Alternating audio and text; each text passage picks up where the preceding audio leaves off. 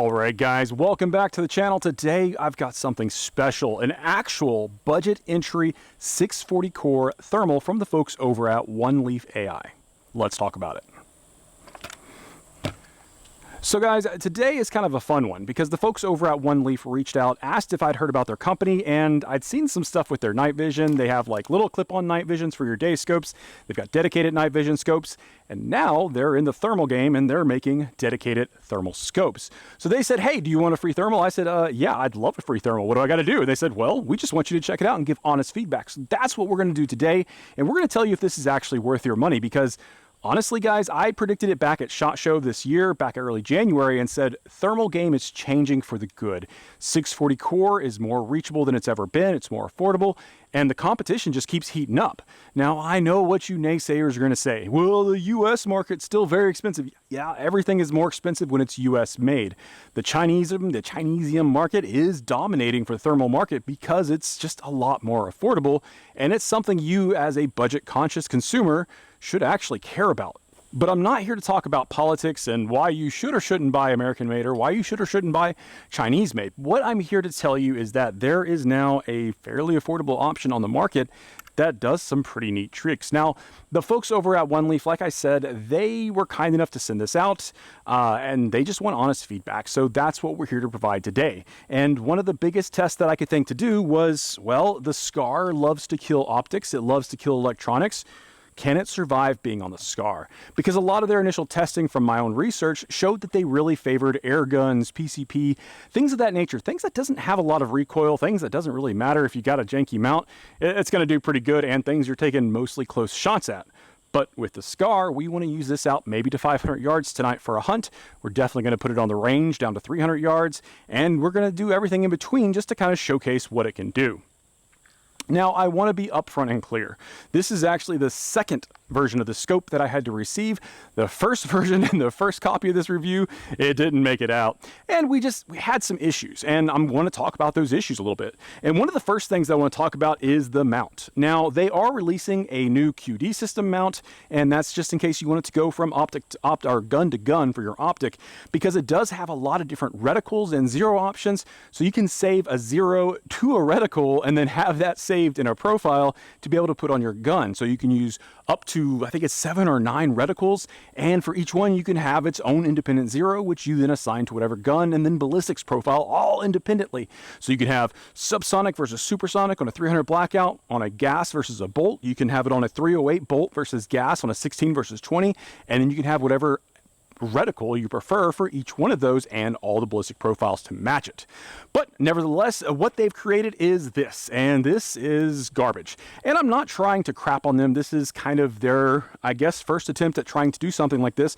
But the problem is the actual included mount, which is non-QD, it is a lot better. Now, I don't necessarily love it. I do think that it is kind of loose and flimsy, and the bottom mounting hardware of the scope itself is literally molded plastic that has some wire aluminum that's built in for the threading. That way it grips into metal and holds it in place. But I've already had the screws come loose quite a few times, and it was one of the bigger issues on the first trying of this scope. However, a little bit of Loctite and you're good to go. And then using the non-QD mount has resolved the rest of my issues because now it's not wobbling on the scope mount. The biggest issue with the QD is that, well, we don't have any recoil lugs, and it's relying strictly on the rounded screws, which are going to have quite a bit of play. Even if you crank it down, you're still going to have that play. Speaking of, these are more or less typical, and we'll show it on the screen a little bit better, but you've got your little mounting locks where you're supposed to pinch the lock, open it up. But with these, it's got a little trick where you can overcome it quite easily. Thus kind of defeating the whole purpose of this being a secure connection for your scope. So first recommendation is avoid your quick connect and just use the onboard or basic one that comes with it. Now, American Defense Manufacturing, or ADM, they do make mounts for the D&T. And I thought and was hoping that the D&T threads were going to match exactly with the Oneleaf because they're really close, but that's where it stops. They're really close, but they don't actually mount because it has different hole sizes. Now, the holes themselves physically line up, but the diameter of the actual screws are much thicker on the Oneleaf, so you would have to take some modification considerations, and you'd probably have to drill out the ADM to make the hole bigger. And in that case, it could work, but perhaps something better will come sometime down the road. But let's go over a little bit about the specs on this guy, because the specs are what makes it kind of cool. Now, this is a 640 core. It has a net D of less than 20, which is really impressive. Net D is that rating that you're getting to see how sensitive you are from one temperature variation to the next. That also means it's going to do better under humid conditions, which, if you don't see my beautiful glistening skin, it's not a chemical peel. It is the sweat from the 100% humidity that we are filming in the dead of summer here in East Texas. It's not enjoyable, but the scope has been handling it just fine. Now, it has an interchangeable objective lens that you can take off and change out. Out of the box, you can get either one or two, depending on the configuration. The base one is going to be the 35mm. It's going to give you a 2x magnification for your base magnification, and then you can go up an additional 8x inside the scope, making 16x total. This one retails closer to about the 15 point, just for a reference point, and then you can go up to the 50, which is going to be a little bit better. That's going to retail a little bit closer to 18, 19, but this gives you 2.8x magnification. And now on the market, coming in the next couple weeks, they're actually going to have the 70mm objective lens, which is going to do crazy things to get you a lot more light, a lot crisper image. And all of a sudden, you're going to get a much better magnification at 3x base magnification. So when you use your 8, now you're at 24, and you're at 24 a lot cleaner than you would be if you were punching in with just this to the same magnification. Let's say you went to 16 or something, you would have better results with that bigger lens. So that's pretty cool. So moving forward, we also have on the other side of this, and why it's called the Mt1000LRF, is a laser rangefinder. Now, the laser rangefinder is a little quirky. Yeah, I wish it was programmed to be dead center of your reticle so that you could just point at your target and be good to go. But unfortunately, you're going to see a little reticle box, and we'll have it on the screen hopefully here, and you'll see that you actually have to position off target to hit that little box, and then you're kind of hunting. And if you've got a lot of different variation around you that you're hunting for, you'll have to start and stop your LRF in order for the ballistics calculator that's built in on board to be able to take that range data and now turn it into a ballistic hold, which will show up as a separate reticle mark or notch inside your reticle. And it works across all reticles, across all your zeros. Whatever you have it set for, it will calculate that in. So if you tell it I zeroed at 50 and this is my ballistic parameter for this round, now it's going to know, and it's going to do a pretty good job.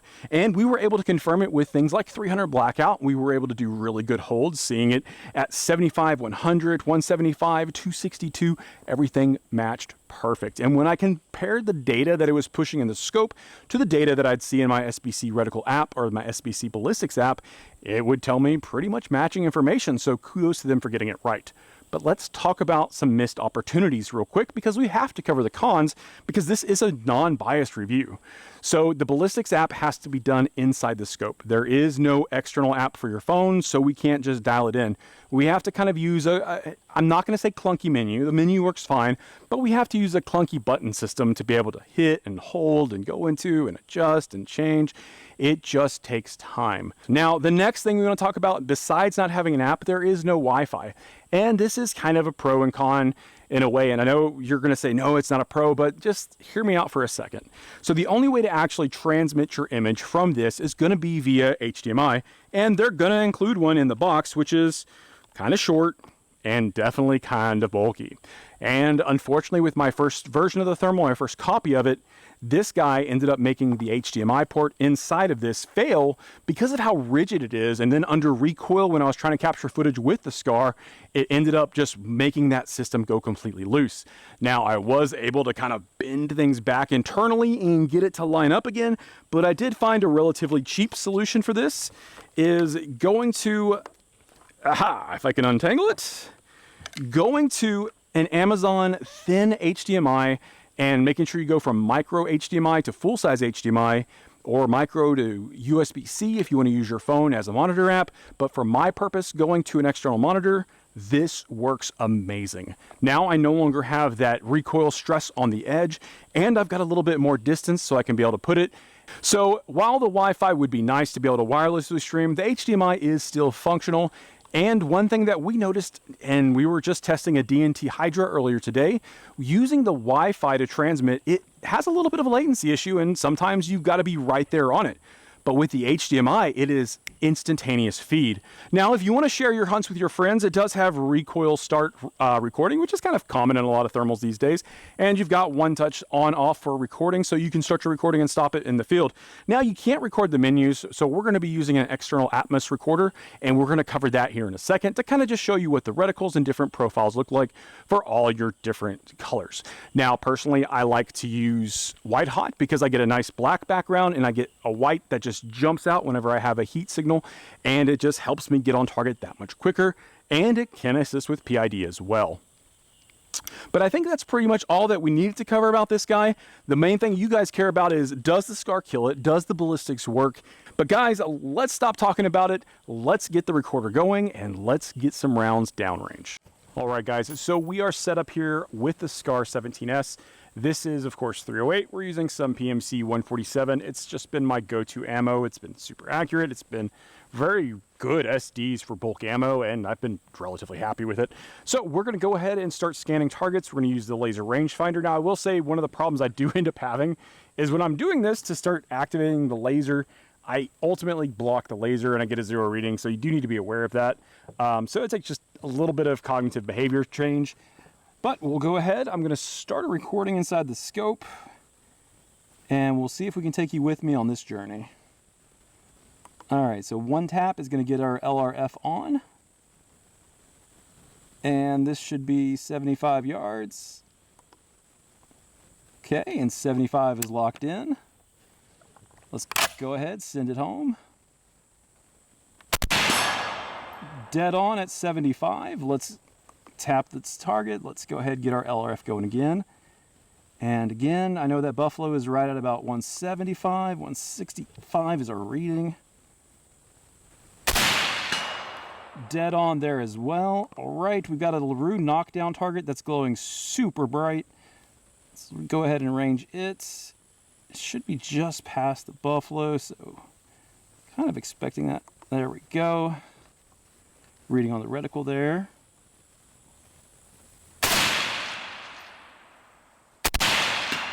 That first one was me. Right, LaRue's got knocked down. We're going to go ahead and zoom in a little bit. We've got a gong out there at 200. So let's zoom into it here. Okay. All right, let's see if we can clear that up just a little bit. So this is the gong here. Let's make sure we move our hand.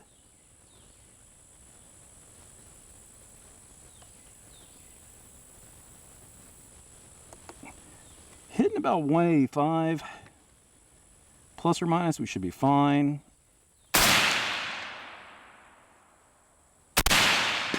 There we go. Again, that first shot I pulled.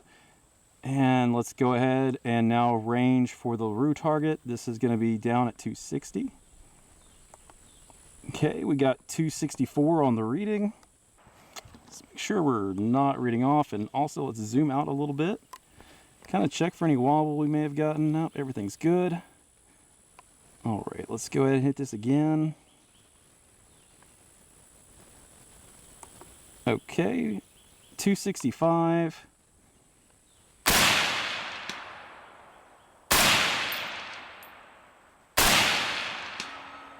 That was a much better hit. We already hit it once.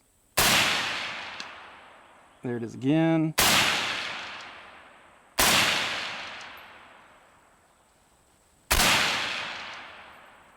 I see the light flashing.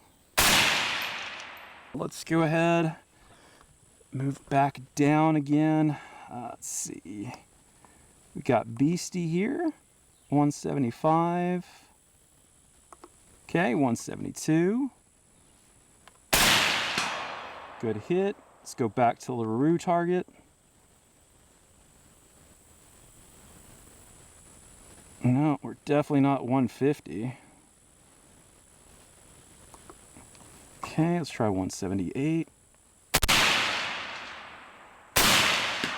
All right, we got the LaRue knocked down. I think that's all we had. So I had a couple misses, and honestly, that was probably just from me. I'm not entirely comfortable yet behind a digital scope. It's just not my forte. Now, I do love thermal clip-ons. It gives a more natural response, so to each their own. But the ballistics do work well. Now, of course, being 308, we zeroed at 50 with this particular setup right now, and so we really didn't see much variation between round-to-round drop. But let's go ahead and cut over to 300 blackout, and let's see how that particular footage did. This is going to be from our previous attempts. All right, guys, so we've gone ahead and heated up some targets downrange. I want to show you how the ballistics rangefinder works, show you it's holding 0, and we're using subsonic 190 grain sub-X from the folks over at Phantom Defense. Loving their loads, guys. So quiet, and we've been able to produce accuracy out of them that I've been very happy with. But let's go ahead. We're going to start our recording in the scope, and let's see what we can do. All right, now our laser rangefinder is picking up kind of inconsistency right now. I think I had to hold this bottom edge. There we go. Let's see. We want to get this back open. Now I know this is 75. There it is. All right, so that was 75. We're going to go ahead and get the laser rangefinder back on. Yep, that's at 100, which is exactly where that is. Okay, we've got that. The buffalo out there, we are sitting at 170-ish. So let's go ahead. Got a reading at 167.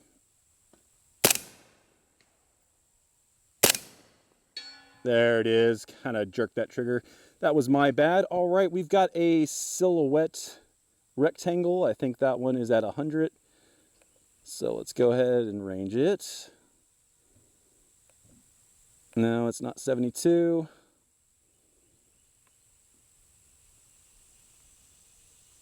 Get it. Okay, so now the reticle's reading good. Okay.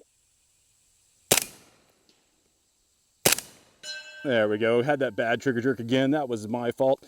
All right, let's go ahead, and now we can see that faint target out there is 263. Let's go ahead and use that hold. And of course, I'm going to go ahead and zoom in just a little bit. And then I'm just going to kind of clear that picture up for you guys a little bit. See that buffalo at 170. This is 260. Okay, let's go ahead and recheck our 0 here. Oh.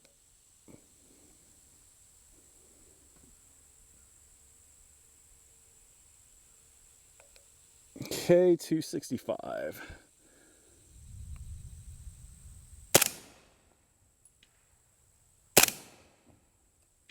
And there we go. We got a good solid hit. Guys, and now we're going to go over how to actually zero this optic. Now, it does include a one-shot zero, which is what you see on a lot of thermals. Now, we aimed for the bottom most visible spot of that target. This is just cordboard that I had thrown some paint on, and I was hoping that it would give me some better hit marks, but unfortunately, this is the heat of the day, and it just wasn't working out too well. But we did get our impacts. We can see a little bitty black hot dot that's going to be up there in the upper left quadrant, so we know where we hit, and we're going to go ahead and start moving our reticle. Now, the red reticle just needs to move over and up, and we've got to get it aligned with the impact from our shot. Now, our initial shot position we hold is going to be where we place that white reticle. Once we feel like we're in the right spots, we're just going to go ahead and say, yep, that looks right, and save our axes. And now we have that information to be able to apply to the reticle, to anything that we want to do. The one thing we still have to do now is update our ballistic coefficient information, but in this case, we're just updating our 0 range, which is approximately 14 yards. Now, I was going for that magical 11 yards, if you know, you know, for the 300 subsonic blackout, but here we are. Now, enjoy taking a look at the palette while listening to some royalty-free music.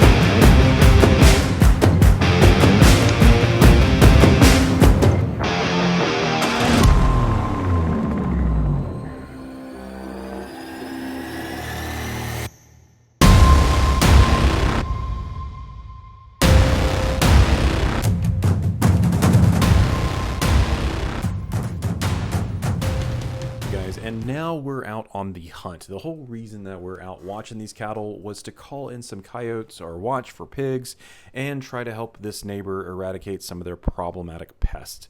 Now, as you can see, we're sitting at about 230 yards confirmed on this yote. It's a young, small guy, but you can see with really good detail all the make out of its tail, its legs, and just its body mass. Now we're zoomed in, I believe, at 4x here. As you can see on the upper left corner of the screen, we are still registering at about 230 to 240 yards. And you can see that our reticle is kind of bouncing around just a little bit as our ballistics is making those calculations and adjustments as needed. Now, it did come to a little bit of an opening out in this field, but we still were just not comfortable enough to make the call for the shot because there was some young calves that were just running around. But we got better footage. We went ahead and zoomed all the way in at 8x. We're sitting right at about 220 yards now, and you can see that it's out there doing a little bit of howling and just letting everyone around it know about its presence. But again, it stuck close to the cattle regardless of the situation. All right, guys. So here are some final wrapping thoughts with the, well, Mt1000LRF from Oneleaf. Honestly, the thermal game is changing, and it's changing really fast. So we're able to get 640 core technology relatively inexpensively as compared to even a year ago. 1 year ago, a 640 core thermal would have cost you around $4,000 or $3,500 on a good day on a sell for something like an AGM Rattler 640 core. But if you wanted something like a Pulsar or anything of that nature that was 640, now you're getting closer to $5,000, $5,500, even $6,000 for some models. So the fact that 1 year later, we now have access to laser range finding technology with a 640 core with a less than 20 net D, we really have gone leaps and bounds in technology. Now, I thought, of course, that the lens change was kind of gimmicky, but now I kind of get it. You've got one that you can use for close encounters and staying a little bit better on budget. You've got one that you can start reaching out with just a little bit better. That's when it's coming to the 50. And they've got the new one coming again. That's the 70 mil. That will get you even further than that. The ballistics, okay, it's not as easy to see the delta between the SCAR. Our 50-yard zero is good to 300 without much of an adjustment or much of a hold. But when it comes to 300 blackout, we got to see a lot more drastic holds, and we were aiming quite high to be able to get those impacts further out. And of course, the good time of flight that we got to go with it. So I think this is a appropriately priced thermal in the market, and I'm kind of excited for what they make in the future. Because again, a firmware update, a 25mm lens, and now we may be able to turn this into a clip-on. That kind of changes your purchase value because now it becomes something even greater and you don't have to fork out a lot more money if Oneleaf were to do something like that in the future. The laser rangefinder, again, I do want to emphasize, it's kind of, I don't think the dot is very accurate to where you have to put it. We're working at known distances, so it's pretty consistent. Now, I will say when we were hunting at night, we were able to get good readings because more or less when we're going towards an animal, we're hitting the ground at an angle plus or minus 5 yards. And guys, plus or minus 5 yards is good enough for 308. Whenever we're calculating out to 200, 300, 400 even, we're gonna be just fine. Your holds aren't gonna change that drastically. So it has survived the SCAR. Just today alone, we've put about, I think, including the rounds we just did, we're getting close to about 75 rounds today.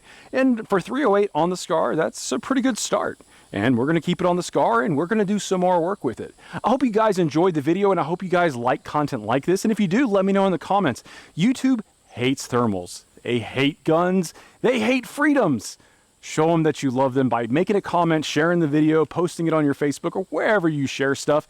Get the word out so that we can push through the algorithm to get better stuff coming to the channel so that I can produce cooler videos and answer more questions for you guys. We're going to do more thermal work in the near future. We're going to check out different clip-ons. So guys, I'm excited for what thermal has in store for us, and it's coming. Again, we're going to have a link and a promo code that does link back to us. If you want to support the channel, make sure to click the link if you get one and use the promo code that's down below to save a little bit of extra on top. All right, guys, that's all I've got for you. Till next time.